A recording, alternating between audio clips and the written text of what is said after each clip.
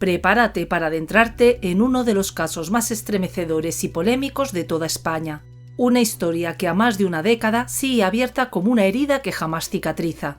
Porque aquí no hablamos solo de una desaparición, hablamos de cómo una joven terminó muerta y de cómo su expareja, el principal condenado, hizo absolutamente todo lo posible para ocultar su cuerpo, arrastrando consigo un laberinto de versiones falsas, mentiras calculadas y un silencio que todavía pesa.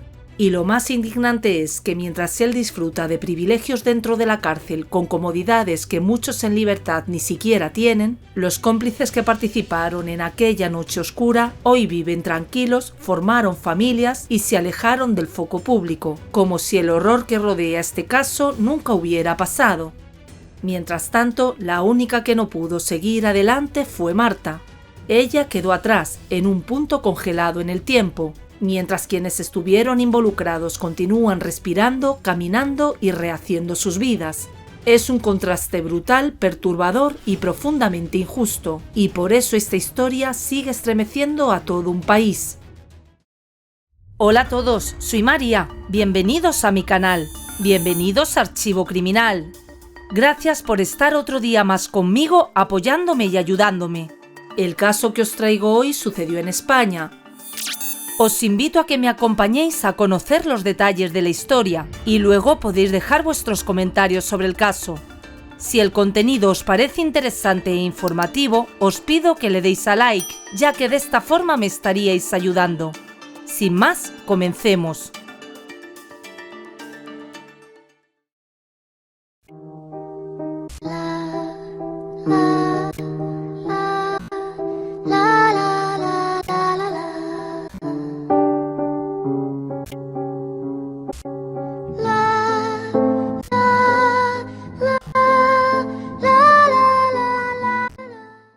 El caso de Marta del Castillo.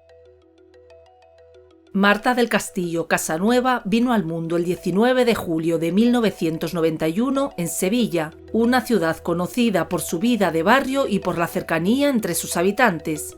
Era la mayor de las 3 hijas de Antonio del Castillo y Eva Casanueva, y creció junto a sus hermanas menores Lorena y Mónica en un hogar tranquilo y afectuoso situada en la zona de Tartesos. Quienes convivieron con ella la describen como una joven con carácter cálido, sensible y muy conectada con su familia. Sus amistades recuerdan que tenía un trato amable y que era de esas personas que saben escuchar sin prisa. Al mismo tiempo, poseía una determinación natural propia de su edad mientras exploraba distintas posibilidades de futuro. Le gustaba compartir tiempo con sus amigos, disfrutar de la música y seguir su rutina diaria sin mayores sobresaltos. En casa se caracterizaba por ser organizada y puntual, lo que hacía que sus padres confiaran plenamente en ella cada vez que salía. Su día a día transcurría entre los estudios, la convivencia familiar y las actividades típicas de un adolescente de 17 años. Nada hacía prever que su nombre terminaría ocupando un lugar central en uno de los casos más conocidos y dolorosos del país. Con planes aún por definir y una vida apenas comenzando, todo cambió repentinamente en enero de 2009, un momento que marcaría un antes y un después para su familia y para toda España. El 24 de enero de 2009 comenzó como un sábado común en la casa de Marta. No había nada que anunciara que ese día terminaría marcado por la incertidumbre. Cerca de las 5 de la tarde, Antonio, el padre de Marta, regresó del supermercado con varias bolsas. Al entrar, encontró a su hija ya preparada para salir. Ella le comentó con la naturalidad de siempre que pensaba dirigirse a un barrio frecuentado por jóvenes. En ese momento, Antonio percibió algo que le generó incomodidad. Cerca de la vivienda estaba Miguel Carcaño, el exnovio de Marta. Nunca había tenido buena impresión de él ni de su relación, y mucho menos le gustaba la idea de que su hija se desplazara en moto con ese joven.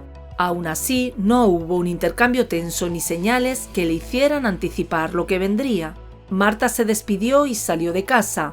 Esa sería la última vez que su padre la vería. Con el paso de las horas, la rutina empezó a perder normalidad. Marta solía responder el teléfono y avisar de sus movimientos, pero aquella noche no contestó ninguna llamada. Entre las 11:30 y la medianoche, la preocupación comenzó a fortalecerse.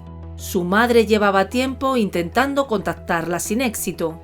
Primero, el teléfono móvil sonaba sin que nadie atendiera. Luego, directamente dejó de registrar señal, como si se hubiera apagado o quedado sin cobertura.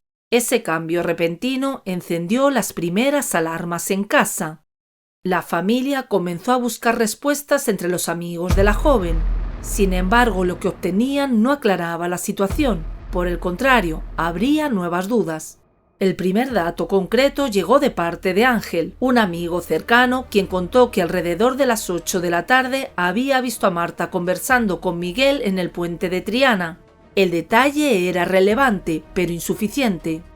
Otro joven, Samuel Benítez, dijo no saber dónde estaba Marta, aunque proporcionó el número de Miguel para que pudieran localizarlo. Cuando finalmente lograron hablar con él, Miguel afirmó que había dejado a Marta frente a su casa a las 9:30, una versión que luego resultaría contradictoria. En ese momento tampoco logró tranquilizar a nadie. Alrededor de las 2 de la mañana del 25 de enero, ante la falta total de noticias, Antonio decidió acudir a la policía para reportar la desaparición. Antes de dirigirse a la comisaría, pasó por la vivienda de Miguel con la esperanza de encontrar alguna pista. La casa estaba cerrada, con las persianas bajadas y sin señales de movimiento. Sin obtener respuestas, se dirigió a presentar la denuncia acompañado de Samuel, quien permaneció cerca desde los primeros momentos del caso.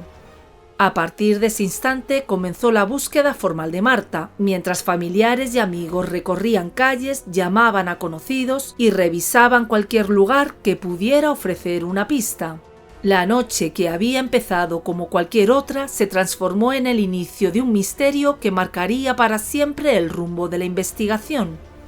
Mientras la denuncia ya estaba en manos de la policía, un grupo de adolescentes, entre ellos los amigos más cercanos de Marta, decidieron salir por su cuenta a recorrer distintos puntos de la ciudad.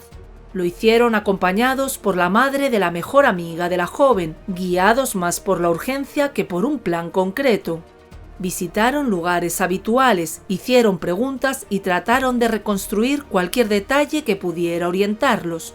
Muy pronto todas las miradas empezaron a dirigirse hacia el mismo sitio, el piso ubicado en la calle León 13, un lugar al que Miguel podía acceder libremente y donde, según los primeros comentarios, Marta podría haber estado aquella noche. Cuando el grupo llegó al edificio, llamaron repetidas veces y golpearon la puerta con insistencia. Tardó en haber respuesta, pero finalmente abrió Francisco Javier Delgado, el medio hermano de Miguel. Quienes estaban presentes recuerdan que su actitud resultó desconcertante, distante, poco expresiva y sin la inquietud que cabría esperar en una situación así. Un detalle llamó la atención de inmediato. Del interior del apartamento salía un olor fuerte a productos de limpieza, especialmente a lejía. Varios de los jóvenes lo percibieron claramente y lo mencionarían después ante las autoridades. Francisco Javier les dijo que Marta solo había pasado unos minutos por allí para recoger unos CDs y cuando él regresó, ella ya no estaba. También comentó que Miguel se había marchado a dormir a la casa de su novia, como solía hacer. Nada de eso convenció a quienes buscaban a la joven. Más tarde, el tío materno de Marta también acudió al edificio y aprovechó para conversar con algunos vecinos intentando obtener cualquier pista. Fue entonces cuando empezaron a aparecer testimonios inquietantes. Uno de los residentes contó que había visto a Miguel en plena madrugada empujando por el pasillo una silla de ruedas con un bulto encima, sin poder identificar de qué se trataba. Otro vecino relató algo aún más perturbador. Aseguró haber escuchado gritos y golpes provenientes del interior del piso, seguidos de un chillido de mujer que se interrumpió bruscamente. Después de ese momento, dijo que el edificio quedó sumido en un silencio extraño. Aunque no había evidencia física que confirmara nada, el clima alrededor del lugar se volvió cada vez más tenso. El olor a desinfectante, la actitud de Francisco Javier y los comentarios de los vecinos configuraban un escenario que inquietaba a todos. Mientras tanto, los jóvenes que acompañaban a la familia seguían dando vueltas por la zona esperando encontrar a Marta. La madrugada avanzaba, la ciudad todavía dormía, y sin saberlo, Sevilla estaba a punto de quedar envuelta en una de las búsquedas más extensas y mediáticas de los años siguientes. A medida que avanzaban los primeros días de la investigación, la policía centró sus esfuerzos en armar una línea de tiempo precisa sobre los movimientos de Marta antes de desaparecer. Lo que se pudo confirmar inicialmente fue que tras salir de su casa aquella tarde, la joven subió a la moto de Miguel. Eran alrededor de las 5:45 cuando hicieron su primera parada, la casa de una amiga a la que Marta debía entregar unos apuntes escolares. La visita fue breve y quienes la vieron comentaron que se comportaba con total normalidad. Después de dejar el material, retomó el recorrido con Miguel. El siguiente punto al que llegaron fue un botellón improvisado en un parque cercano. Allí se reunieron con varios jóvenes, entre ellos un menor de 15 años llamado Francisco Javier García, apodado El Cuco, nombre con el que sería identificado durante toda la investigación. El grupo estuvo más de una hora conversando, escuchando música y bebiendo algo sin que nadie notara comportamientos extraños por parte de Marta. Hacia las 8 de la tarde, Marta y Miguel se retiraron del lugar acompañados por El Cuco y otros jóvenes. Su siguiente parada fue el puente de Triana, donde coincidieron con Ángel, el amigo que después informaría a la familia. Según declaró, conversaron alrededor de 10 minutos en un ambiente tranquilo y sin tensiones aparentes. Terminado ese encuentro, Marta y Miguel siguieron solos. A partir de ese momento, el recorrido lleva directamente a un sitio que luego se convertiría en el núcleo de todo el caso, el piso de la calle León 13. No era un espacio al que Marta acudiera de manera habitual, algo que desde el inicio llamó la atención de los investigadores. Aunque Miguel ya no vivía allí de forma permanente, pues pasaba la mayor parte del tiempo en la casa de su novia, una menor de 14 años, mantenía libre acceso al apartamento. Esa noche decidió ir a ese lugar. Los datos obtenidos indican que Marta entró al piso poco después de las 9 de la noche.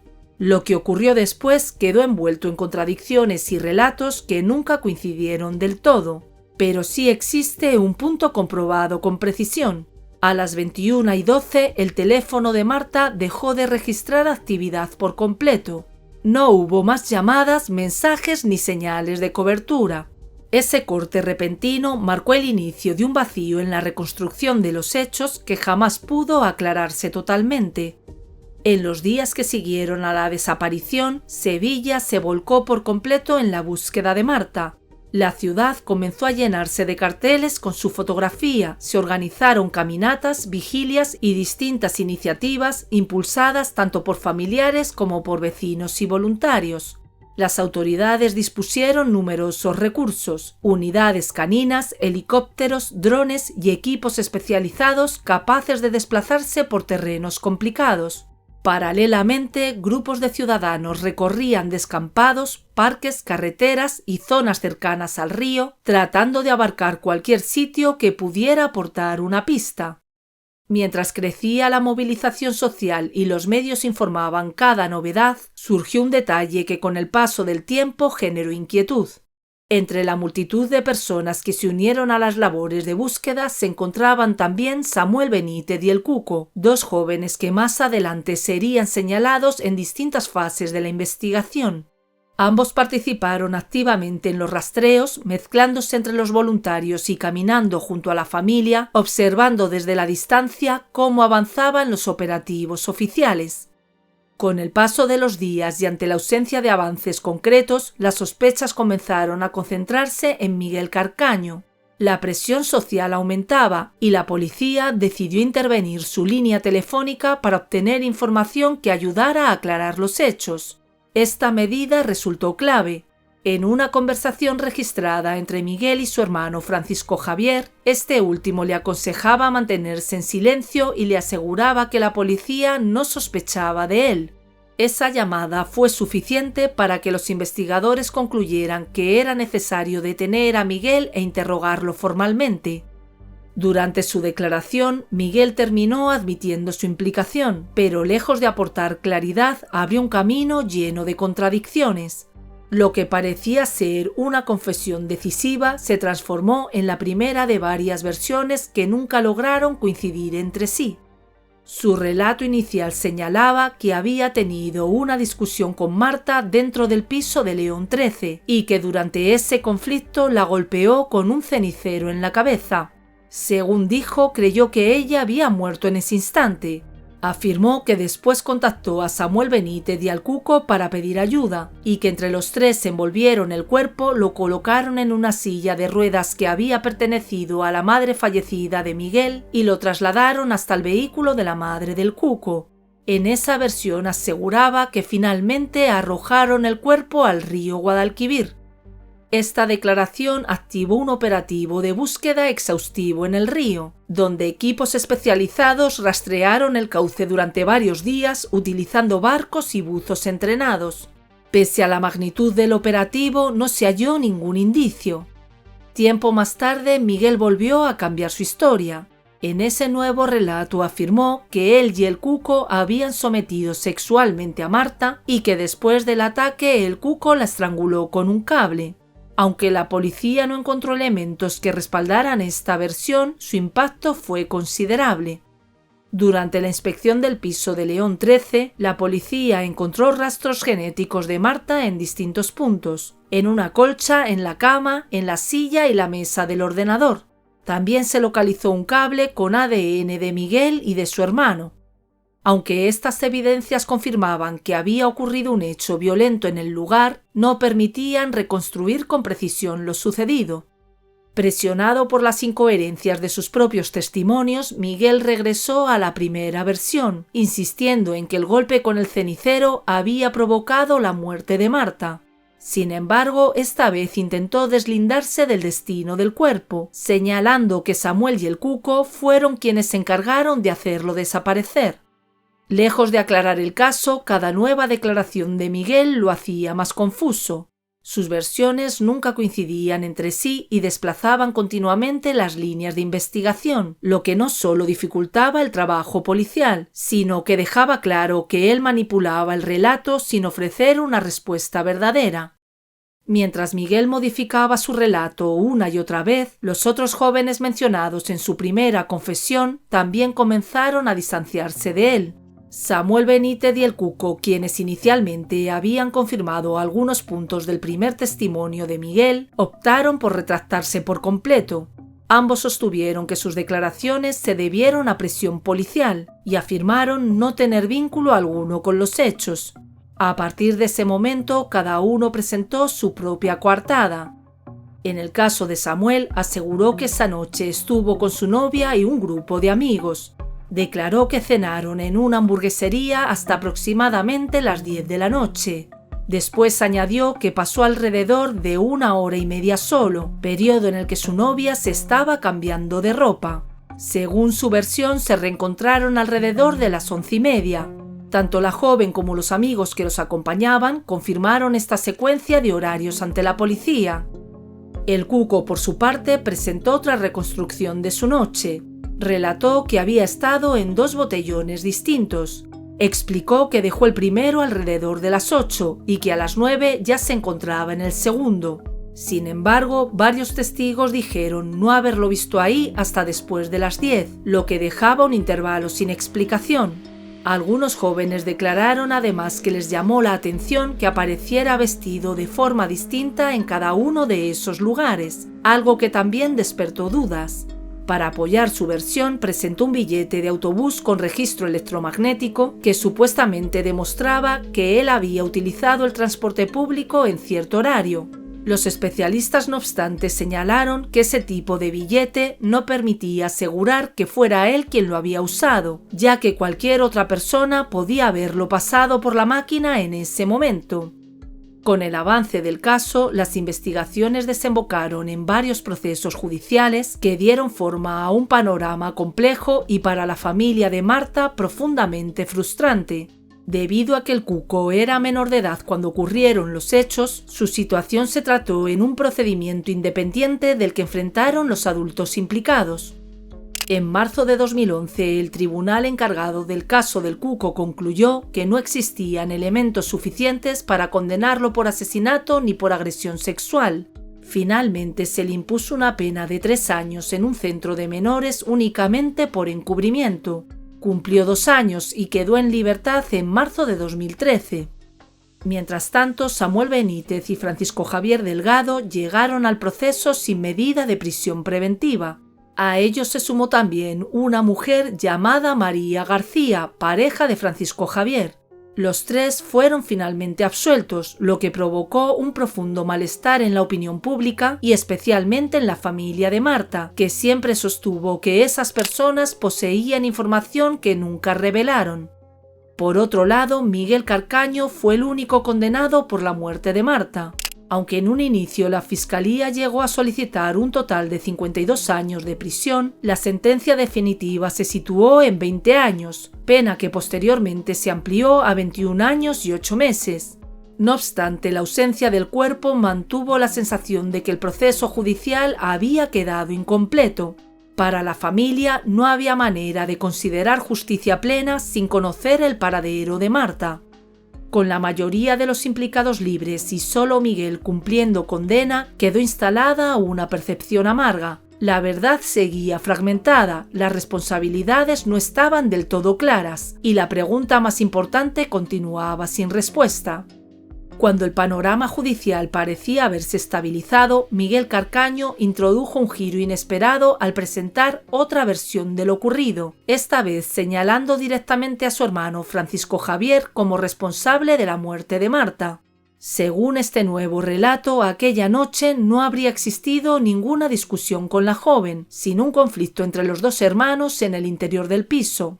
De acuerdo con Miguel, Marta intervino para separarlos, momento en el que Francisco Javier habría tomado una pistola que había en la vivienda y la golpeó repentinamente con la culata, provocándole la muerte. Miguel agregó que su hermano se encargó de ocultar el cuerpo y que incluso pudo haberlo trasladado de un sitio a otro en los días posteriores.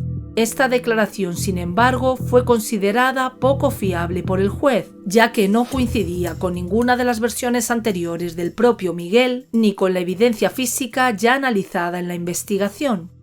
Aún así, las autoridades realizaron registros en la finca de Majalova, lugar que Miguel señaló como el supuesto sitio donde su hermano habría enterrado el cuerpo. Esa zona fue examinada en diversas ocasiones a lo largo de los años, pero nunca se encontró rastro alguno de Marta.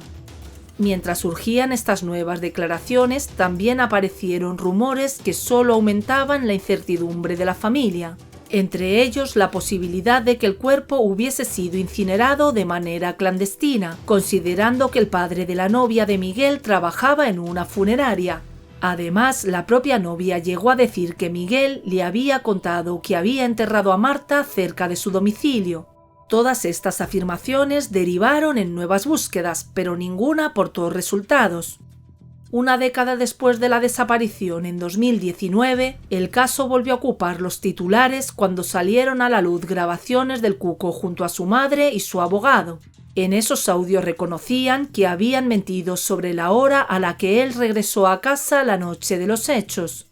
Admitían que no había vuelto a la 1:30 de la madrugada como declaró en el juicio, sino cerca de las 4. Esa revelación evidenciaba que habían ocultado información a propósito, lo que derivó en un nuevo proceso judicial por falso testimonio. Para muchos, esto reavivó la esperanza de que tras tantos años de contradicciones, alguien finalmente decidiera contar la verdad. Mientras tanto, la vida de los implicados tomaba caminos muy distintos. Samuel Benítez y el Cuco se trasladaron a Francia, formaron familias y continuaron su día a día lejos de la atención pública. Francisco Javier y su pareja se mudaron a Málaga. Miguel, por su parte, permanecía en prisión, pero con el paso del tiempo volvió a modificar fragmentos de su historia sin aportar pruebas que permitieran confirmar alguna de sus versiones. Para la familia, el duelo seguía detenido, sin cuerpo, sin respuestas y sin un lugar al que acudir para despedirse. Aunque habían pasado muchos años desde la desaparición, el caso volvió a moverse en 2025. La Audiencia Provincial de Sevilla decidió reabrir una parte del expediente, esta vez centrada en revisar el análisis del teléfono móvil de Miguel. El objetivo era determinar si el peritaje había sido elaborado por un técnico realmente cualificado y si el informe se había solicitado siguiendo los procedimientos judiciales correspondientes o si, por el contrario, había sido incorporado al caso sin el respaldo formal necesario. Aunque este proceso no tenía una relación directa con la búsqueda del cuerpo de Marta, sí habría la posibilidad de reevaluar algunos elementos del caso que habían pasado años sin ser cuestionados. Ese mismo año surgió otra polémica nuevamente vinculada a Miguel. Personal penitenciario encontró material prohibido dentro de su celda, lo que generó sospechas sobre un posible acceso a dispositivos electrónicos o a comunicaciones no autorizadas. Este hallazgo motivó una investigación interna que luego pasó al juzgado y reactivó las dudas sobre qué tipo de información pudo haber manejado desde prisión y si ese acceso tenía relación con sus múltiples versiones de los hechos. En paralelo, hubo movimientos dentro del ámbito civil. Un juez ordenó embargar el salario que Miguel obtenía por su trabajo en prisión, permitiéndole conservar únicamente 200 euros al mes y destinando el resto al pago de la indemnización que debía la familia de Marta. Aunque la medida no tenía un impacto económico significativo, representaba un gesto simbólico que buscaba hacer efectivo, al menos parcialmente, el cumplimiento de esa responsabilidad. Otra decisión que generó una fuerte reacción pública ese mismo año fue el traslado de Miguel a un centro penitenciario en Málaga. Según la versión oficial, se trataba de un cambio por motivos organizativos y disciplinarios.